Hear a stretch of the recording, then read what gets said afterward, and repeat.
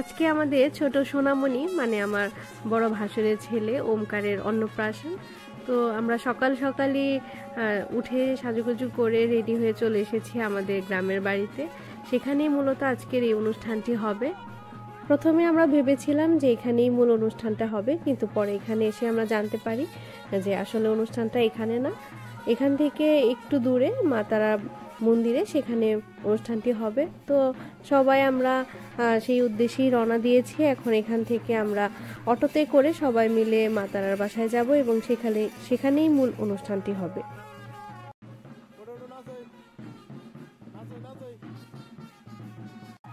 আমরা সবাই খুব আনন্দের সাথে যাচ্ছিলাম অনুষ্ঠানটি দেখার জন্য। তো বাচ্চাদের তো আনন্দের সীমা থাকে না। এদিকে আমাদের গাড়িগুলো পরপর চলে এসেছে আর সবার আগে বাচ্চারা তাদের সিটগুলো দখল করে নিয়েছে, তারা তাদের জায়গা মতো বসে পড়েছে। এই যে সব বাচ্চারা খুব আনন্দ করছিল। তো এরপরে হচ্ছে আমরাও আমাদের নিজেদের জায়গায় বসে পড়লাম।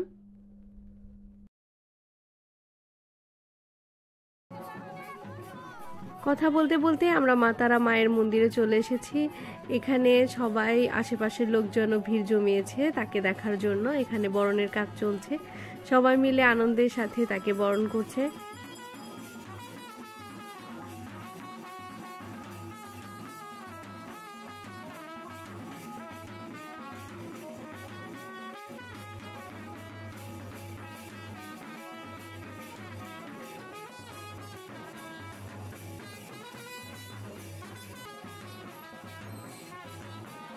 এইদিকে মন্দিরে পূজার কার্যক্রম শুরু হয়ে গেছে, মার জন্য ভোগের ব্যবস্থাও করা হয়েছে। তারপরে এখানে আমরা চলে আসলাম রান্না বান্না কত দূর চলছে সেটা দেখতে। এখানে ভোগ রান্না হচ্ছিল, সেগুলো আমরা দেখে নিলাম। রান্না প্রায় শেষের দিকে, তারপরেই চলে যাব আসল কাজে। এই তো আমাদের ছোট সোনার এখন মুখে ভাত হবে, মুখে অন্নপ্রাশন হবে।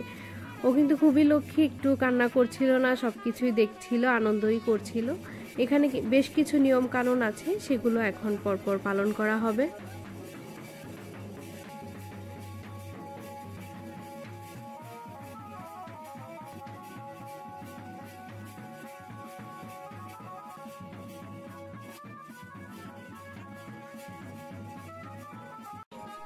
এরই মধ্যে মুখে ভাতের কার্যক্রম শেষ হয়েছে। এই যে আমাদের ছোট্ট বাবুটাকে জল খাওয়ানো হচ্ছে। আরেকটি রিচুয়াল ছিল, সেটিও পালন করা হলো। তারপরে মায়ের আশীর্বাদ লাভের জন্য আমাদের সোনামণিটাকে মন্দিরের ভেতরে নেওয়া হলো এবং মায়ের সান্নিধ্যে নেওয়া হলো, যাতে মা অনেক আশীর্বাদ করে।